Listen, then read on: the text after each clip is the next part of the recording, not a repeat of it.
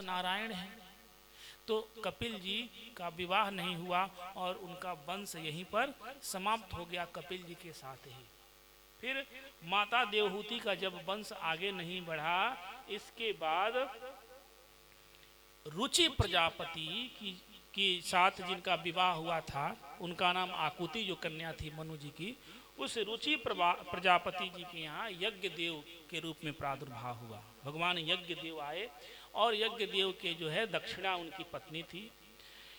और दक्ष जी महाराज जो प्रजापति दक्ष थे, उनका विवाह प्रसूति जी के साथ हुआ था। और प्रसूति, इन्हीं प्रसूति जी के जो कन्या थी वो माता सती थी। लिखते हैं कि मनोस्तु सतरु पात्रिशः कन्यास्य जग्गिरे आकुति देवहूतिश्च प्रसूति रीति विश्रुता। ये आकुति, देवहूति और प्रसूति जो मनु की तीन कन्याएं थी, उसी प्रसूति की पुत्री थी माता सती। और सुखदेव जी सार रूप में कह के जाते हैं कि इसी माता सती ने दक्ष प्रजापति के यज्ञ में अपने शरीर का नाश कर दिया। तो परीक्षित कहते हैं ये कथा बताइए कि ऐसा क्यों हुआ। तब अब भगवान के उस रूप का वर्णन बताते हैं कि एक बार पुरा विश्व सृजाम सत्रे समवेता परमर्षयः तथा मरणगणा सर्वे सानुगाः मुनयोग्रया। पूरा विश्व सृजाम, पहले विश्व सृजाम प्रजापति ने एक समवेत यज्ञ, एक आयोजन किया था, एक मीटिंग बुलाई थी प्रजापति ने। उसमें सभी मरणाः और तथा सानुगाः, जो मृत्युलोक वाले भी ऋषि हैं, वो ऋषि भी वहाँ उपस्थित थे। समस्त देवता थे, वो पूरी कैबिनेट बैठी हुई थी देवताओं की, ऋषियों की, सबको बुलाया गया था, इकट्ठा किया गया था, प्रजापति ने बुलाया था। और उस सभा में भगवान शाम सदा शिव भी बैठे हुए थे। और राजा दक्ष जो प्रजापति हैं, ये दक्ष जब पहुंचे सभा में तो सब लोग उनके अभिवादन में खड़े हो गए, लेकिन भगवान शिव नहीं खड़े हुए क्योंकि उनकी नेत्र बंद था। और शिव जब नहीं खड़े हुए तो सब पर उनका ध्यान नहीं गया। देखिए, जो अभिवादन, अगर आप किसी सभा में जाएं तो बहुत लोग नमस्कार प्रणाम करते हैं, तो नमस्कार प्रणाम करने वाले पर आपका ज़्यादा ध्यान नहीं जाएगा, ज़्यादा ध्यान जाएगा कि कौन नहीं किया। सब लोगों के बीच में वो कौन आदमी था जो नहीं किया, बगल में बैठा हुआ था उसके बाद भी। तो भगवान शिव के बगल में इंद्रादि वरुणादि बैठे थे, सब प्रजापति की जय हो, प्रजापति की जय हो। और वहीं उनके दामाद शिव बैठे हैं, उन्होंने प्रणाम नहीं किया।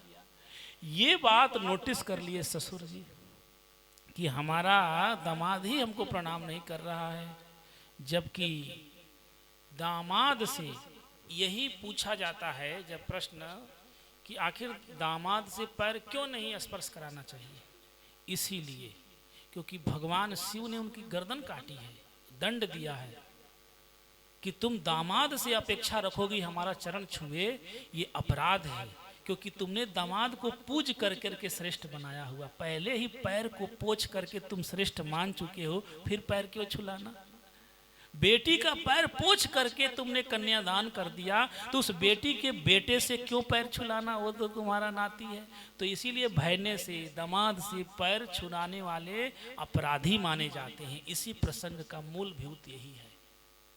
और जो लोग गौरव का अनुभव करते हैं, हाँ दामाद देखिए शिष्टाचार, अभिवादनशीलस्य नित्यं वृद्ध्योपसेविना चत्वारि तस्य वर्धन्ते आयुर्विद्या यशोबलम।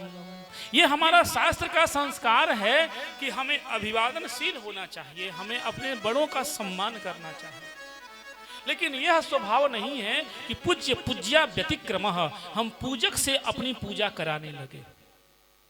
अगर पूजक आपका अभिवादन कर रहा है उसे श्रेष्ठ मानिए, लेकिन वो अभिवादन पैर छू के नहीं कर रहा है तो ये आपका विनाश का कारण है। जैसे भगवान शिव से द्रोह करके और दक्ष ने अपना विनाश मोल लिया, यद्यपि उन लोगों का संबंध ससुर और दामाद का था। जैसे भगवान शिव ने उनका सम्मान नहीं किया, दक्ष प्रजापति रुष्ट हो गए और भरी सभा में कहने लगे कि ते मरकटा, मैंने इस मरकट को, इस पिशाच और भूतों के साथ रहने वाले को अपनी कन्या दे दिया है। मैंने बहुत बड़ा अपराध किया। मुझे लोग कह रहे थे कि इसको अब कन्या मत दीजिए, भूत पिशाच बैताल, इसकी मति मारी गई है, देखिए किसको सम्मान करना है किसको नहीं। हम इस प्रजाओं के पालक प्रजापति हैं, प्रजानाम पति प्रजापति हैं, जो समस्त प्रजाओं के पति हैं। तो ये शिव हमारा अपना रिश्तेदार होकर के भी सम्मान नहीं कर रहा है।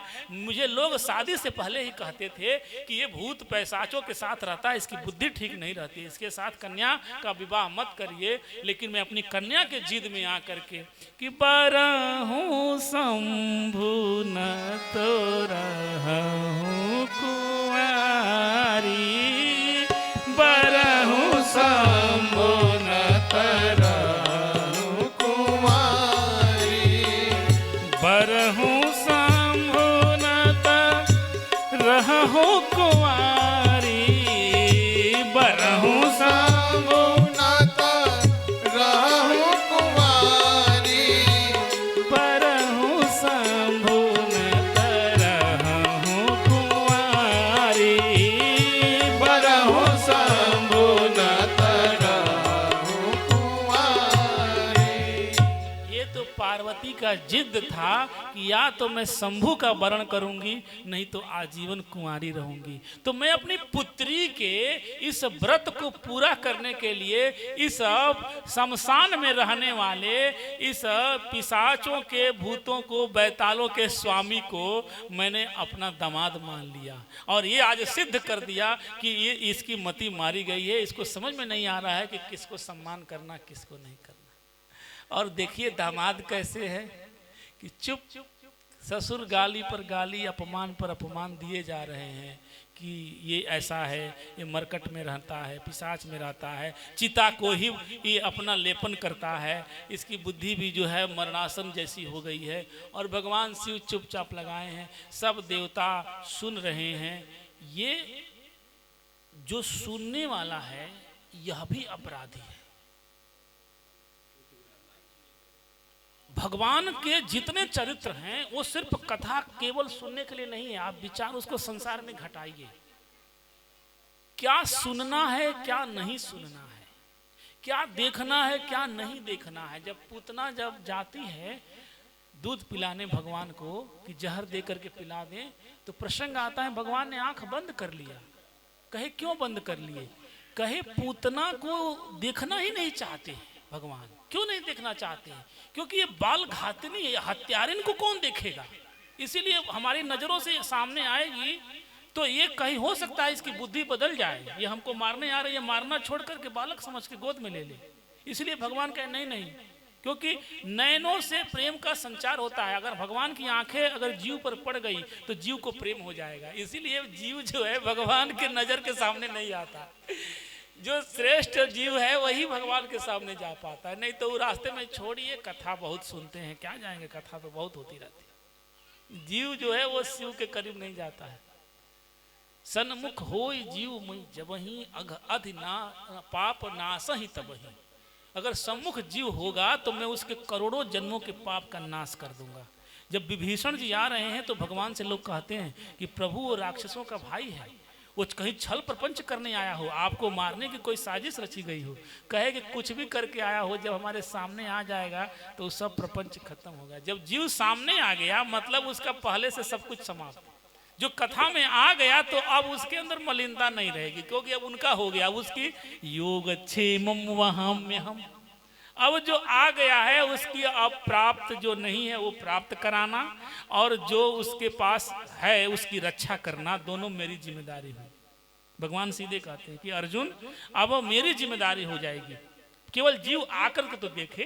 कोई बैद्यनाथ जी के पास जाए तो, कोई विश्वनाथ जी के पास जाए तो, अब फिर उसको जिम्मेदारी दे दे कि प्रभु आप इसको संभालिए। भगवान शिव ने कुछ नहीं कहा और चुपचाप सभा इसी गाली गलौज के बीच में समाप्त हो गई, क्योंकि अपमान हो गया। उसके बाद प्रजापति ने अपना सम्मान दिखाने के लिए कि जिस व्यक्ति ने मेरा अपमान किया मैं भी उसे दिखाऊं कि लोग मुझे कितना सम्मान करते हैं, तो प्रजापति दक्ष ने अपनी राज्य में एक सबसे बड़ा यज्ञ का आयोजन किया। इसमें लिखा है कि इतना बड़ा यज्ञ किए जिसमें समस्त देवता, गंधर्व, किन्नर, राक्षस, समस्त देवताओं की पत्नियां, उनके बाल, उनके बच्चे सब परिकर विमानों पर चढ़ करके जाने लगे। सब लोग उस दक्ष प्रजापति के यज्ञ में जा रहे हैं और ये सूचना सबके यहाँ गई है कि प्रजापति यज्ञ कर रहे हैं, लेकिन शिव जी के यहाँ नहीं गई है। कैलाश पर्वत पर बैठे हुए भगवान सांब सदाशिव निराकार रूप में, भगवती पार्वती जो है कैलाश से ऊपर से इंद्र का जो विमान जा रहा है, इंद्राणी सची बैठ के जा रही हैं, इधर से वरुण का विमान जा रहा है। भगवती पार्वती ने सेवा करते हुए, चरण दबाते हुए देखा कि हमारे कैलाश से ये देवताओं का हुजूम जा कहाँ रहा है। तब तक भगवान का जो मन है वो नारद है। नारद जी उपस्थित होते हैं। नारद जी से पूछती हैं भगवती कि ये सारे देवता कहाँ जा रहे हैं नारद जी? तो आपको नहीं पता माते, ये तो देवता आपके ही घर जा रहे हैं। मेरे घर? तो हाँ, आपके पिता ने बहुत बड़ा यज्ञ आयोजन किया है, इसी में सारे देवता अपने सब परिवार को लेकर के जा रहे हैं। तो सब जा रहे हैं और हमारे पिताजी हमको नहीं किए। देखिए बेटी का स्वभाव कैसा होता है। हो सकता है पिताजी बड़ा यज्ञ किए हो, हमको भूल गए हो। कोई बात नहीं, भूल गए हो तो हम बेटी हैं, हमको जानकारी तो मिल गई कि जा रहे हैं। तो हम अपने पतिदेव से कहती हूँ कि हो सकता है भूल गए हों, लेकिन पतिदेव से ये कहेंगे कि भूल गए होंगे तो मेरे पिताजी यज्ञ कर रहे हैं, तो ये बात अच्छी नहीं है। कहने का तरीका भी क्या होना चाहिए यह भी शास्त्र बताता है। जब आपको अपना काम कराना हो तो जिसका काम है ना उससे संबंध जोड़िए, अपने से संबंध मत जोड़िए। पार्वती कह सकती थी कि मेरे पिताजी यज्ञ कर रहे हैं, हे पतिदेव चलिए, लेकिन नहीं। श्लोक में देखिए कितना बढ़िया है कि शब्दों की मर्यादा, भाषा की मर्यादा, ये सब शास्त्र सीख देते हैं कि कैसे कहना है। तो प्रजापतेस्ते स्वसुरस्य सांप्रतम निर्यापितो यज्ञमहोत्सवः किल वयं च तत्रा भीषरामवामते यद्यार्थिताभि विशुधा व्रजन्ति। पत्नी जो है पति से कहती है कि हे नाथ, जो प्रजापति है ना, आप जानते हैं प्रजापति सांप्रतम ससुरस्य, वो वर्तमान में आपके ससुर हैं। जो सभी देवताओं के प्रजापति हैं वो वर्तमान में आपके ससुर हैं। और वो निर्यापितो यज्ञ महोत्सव किल, वो इतना बड़ा महोत्सव कर रहे हैं कि निश्चय ही हम लोगों को चलना चाहिए। क्यों चलना चाहिए? वयम, अहम, अवाम, वयम, हम सबको चलना चाहिए। हम बहुवचन का प्रयोग की। क्यों हम सबको? मतलब बेटा बेटी सबको। आवाम कह सकती थी कि हम दोनों को चलना चाहिए, या अहम, मैं, मुझे जाना चाहिए, नहीं। वयम च, हम सबको बने गणेश कार्तिक सबको लेकर चलना चाहिए। क्यों? क्योंकि आपके ससुर हैं, मेरे पिता नहीं है। प्रजापति स्वसुरस्य सांप्रतम, आपके ससुर हैं। अब देखिए, एक पत्नी को अपने पिता के घर ले जाने के लिए दामाद से ये नहीं कहना चाहिए कि हमारे पिताजी के घर चलिए, अपने ससुर के यहाँ नहीं जाएंगे, बहुत दिन हो गया। तो ससुर ने कितना बड़ा यज्ञ किया है। प्राणनाथ, आपको अवश्य चलना चाहिए, क्योंकि तत्राभिश्रामः वामते, मैं तो आपकी वामांगी हूँ ना। मुझे तो उन्होंने आपको दिया, तो आपने तब से मुझे वामांगी बनाया है। दिया। अब देखिए इसमें बता रही हैं, गुण बता रही हैं कि अगर वो नहीं दिए होते तो हम आपकी वामांगी नहीं बनते। आपका इतना स्नेह है तो मैं आपकी अभिराम, जिनके जिनके वजह से आपको अपने नेत्रों का अभिराम मिलता है, वो मैं वामांगी हूँ। इसलिए मैं आपसे अभ्यर्थिता, मैं ये प्रार्थना करती हूँ कि ब्रजंत ही, हम लोगों को भी चलना चाहिए। तो भगवान सब शिव इनकी बातों को सुने तो भगवान तो सब समझ रहे हैं क्या है मामला। अब भगवान अब सोच भी रहे हैं कि वो आज सती हमसे दूर हो जाएगी, क्योंकि जब पत्नी जिद करने लगे तो निश्चित है कि जब अदिति ने जिद करके और संध्या काल में गर्भ की याचना की, रति की याचना की, तो हिरण्याक्ष और हिरण्याकश्यप नाम के 2 आतताई जन्म लिए। और सती ने जब याचना की जिद करके तो अपनी मृत्यु को आवाहित की। इसीलिए जिद करने से बचना चाहिए। लेकिन भगवान शिव तो जानते हैं कि समस्त लीला उसी नर नारायण के भ्रिकुटी मात्र से हो रही है। भगवान ने कहा, देखो देवी, तुम्हारा कहना बिल्कुल सत्य बात है कि शास्त्र कहता है कि अपने गुरु के घर, अपने पिता के घर और भगवान के मंदिर में बिना बुलाए भी जाना चाहिए। लेकिन देवी देखो, मेरा जो स्वभाव है वो समझती ही हो, अलग रूप है, अनाहूता न गंतव्य, मैं बिना बुलाए नहीं जाता हूँ। इसलिए मुझे छोड़ दो, मुझे रहने दो, तुम चली जाओ अगर तुम जाना चाहती हो तो कहते हैं कि ठीक है, अगर आप नहीं जाना चाहते तो मुझे अनुमति दीजिए, मैं ही चली जाती। और उन्होंने जाने की अनुमति दी और उसके अनुमति में उनके पीछे जो है 2 गण लगा दिए और वो गण जा करके पार्वती की रक्षा के लिए गए। वहां गए तो सबने स्वागत किया, पर पिता उनको देख करके और भ्रिकुटी घुमा लिए, आंख घुमा लिए कि बिना बुलाए भी बेटी हमारी चली आई। इतना तो उनको ठीक लगा कि चलिए पिताजी के पास बहुत व्यस्तता होगी, इतना बड़ा यज्ञ किए हैं, हमसे नहीं मिल रहे हैं, हमारी तरफ नहीं ध्यान दे रहे हैं। लेकिन जब पार्वती ने देखा कि सब देवताओं को स्थान दिया गया है, इंद्र का स्थान है, यम का स्थान है, वरुण का स्थान है, अग्नि का स्थान है, लेकिन हमारे शिव का स्थान नहीं।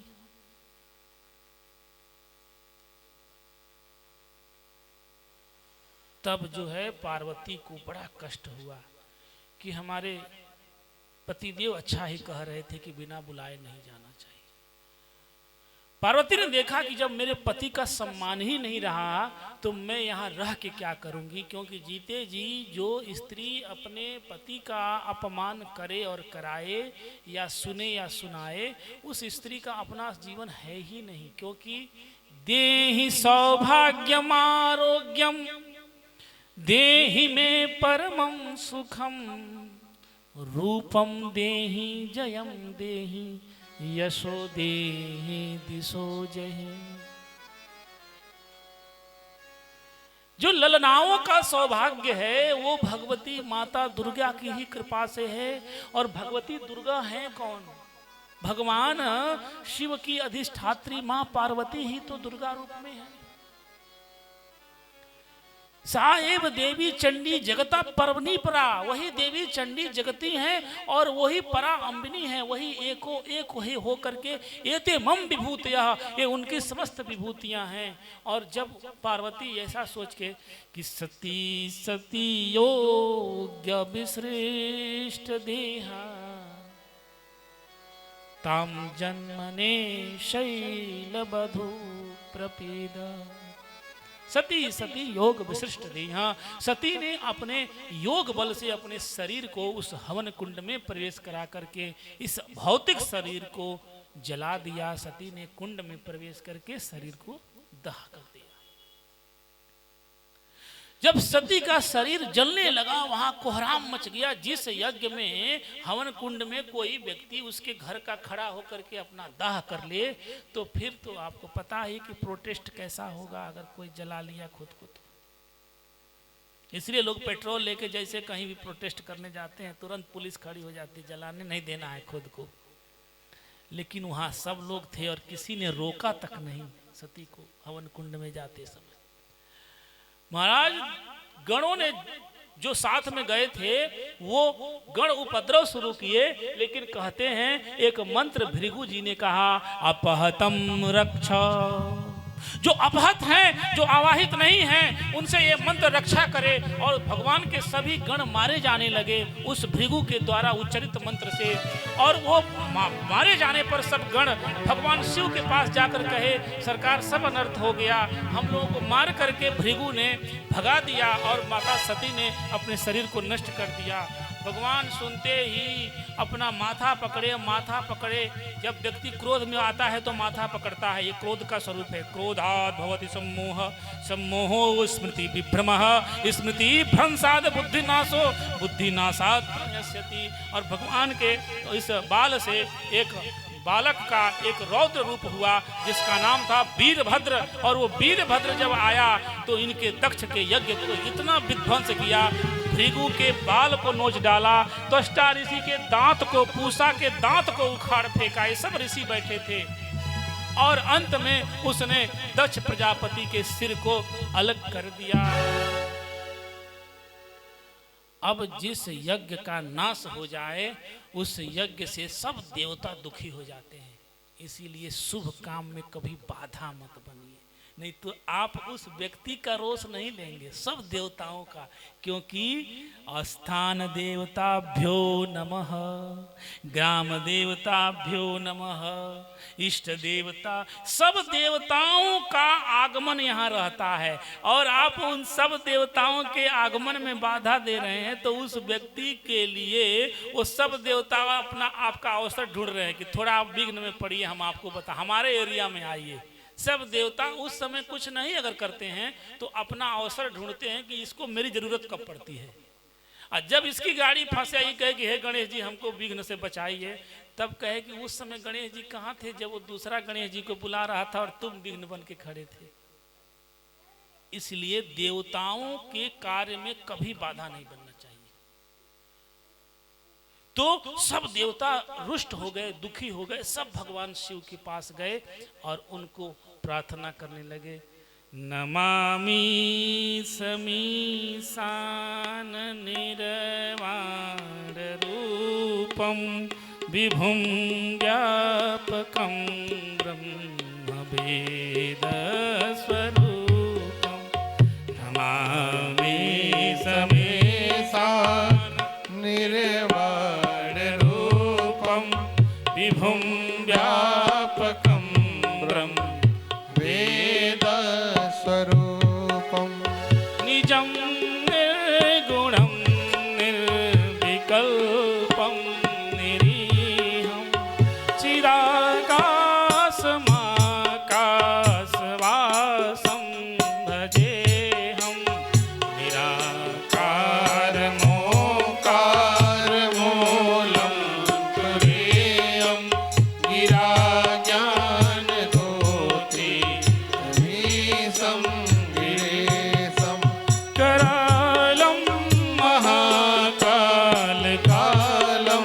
कृपालं गुणागार संसार पारं नतोऽहं। तुषाराद्रिशङ्काशगौरं गभीरं मनोभूतकोटि प्रभाश्री शरीरं। स्फुरन्मौलिकल्लोलिनी चारुगङ्गालसद्भालबाले दुकण्ठे भुजङ्गा। चलत्कुण्डलं भ्रूसुनेत्रं विशालं प्रसन्नाननं नीलकण्ठं दयालं। मृगाधीशचर्माकरं ब्रह्ममालं प्रियं सं